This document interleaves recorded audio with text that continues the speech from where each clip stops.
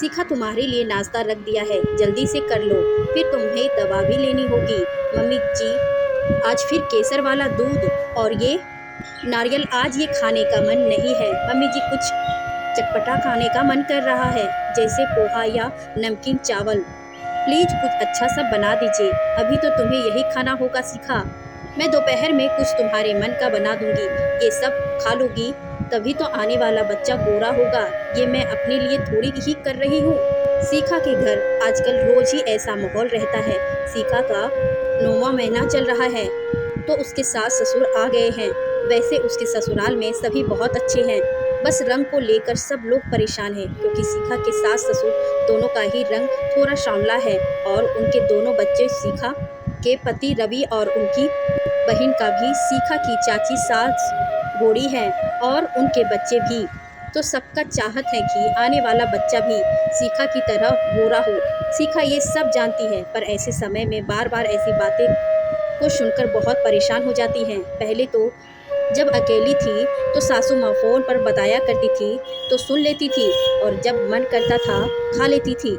लेकिन जब से सासू माँ आई हैं तब से उन्होंने रोज का नियम बना लिया है शिखा को ऐसी चीज़ें खिलाने का जिससे आने वाला बच्चा गोरा हो। शुरू शुरू में तो शिखा खा लेती थी, अब तो खाते ही उल्टियाँ होने लगती हैं, पर सासू माँ तब भी मानती नहीं है। कभी प्यार से तो कभी डांट कर उसे खिलाती रहती हैं। 15 दिन से इसी तरह के माहौल में रहकर शिखा डिप्रेस होती जा रही हैं। वैसे भी इस समय उल्टे सीधे ख्याल व सपने ज़्यादा आते रहता है। शिखा ने इस बारे में अपने पति का विचार भी जानना चाहा तो उन्होंने भी बातों बातों में कह दिया कि तुम गोरी हो इसीलिए तो तुमसे शादी की है, कम से कम आने वाला बच्चा तो गोरा होगा।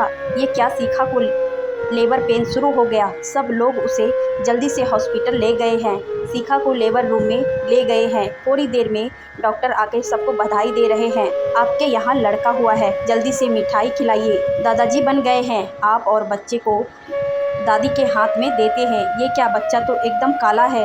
देखते ही सबके चेहरे का रंग उड़ गया, कोई भी खुश नहीं था। अगले दिन शिखा को हॉस्पिटल से घर ले जाया गया। घर पहुंचते ही शिखा को बच्चे के साथ ही घर से बाहर निकाल दिया। जाओ यहाँ से, निकल जाओ। जब बच्चा ही गोरा ना हुआ तो क्या फ़ायदा हुआ तुमसे रवि की शादी कराने का। और उनके माता पिता सब खड़े हैं। शिखा गिड़गिड़ा रही है, प्लीज़ मुझे घर से मत निकालो। शिखा उठो, क्या हुआ, ये तुम क्या बड़बड़ा रही हो, तुम्हें घर से कौन निकाल रहा है, तुम ठीक हो ना। शिखा रवि को सारी बात बताती है, अपने सपने वाली। रवि सुन करके पहले बहुत हंसता है, फिर अपने मम्मी पापा को भी बताता है। सब लोग शिखा का खूब मजाक उड़ाते हैं।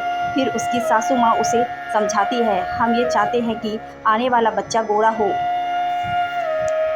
पर ऐसा नहीं है कि अगर गोरा नहीं होगा तो हम तुम्हें यहाँ उसे कम प्यार करेंगे।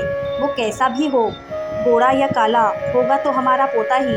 हम उतनी ही खुशी मनाएंगे और तुम्हें घर से तो बिल्कुल नहीं निकालेंगे। फिर से इतनी गोरी बहू कहाँ से लाएंगे। अब से तुम वही खा शिखा जो तुम्हारा मन करे, पर ऐसे सपने मत देखना। तुम सब लोग फिर से हंसने लगते हैं और इस बार उनके साथ शिखा भी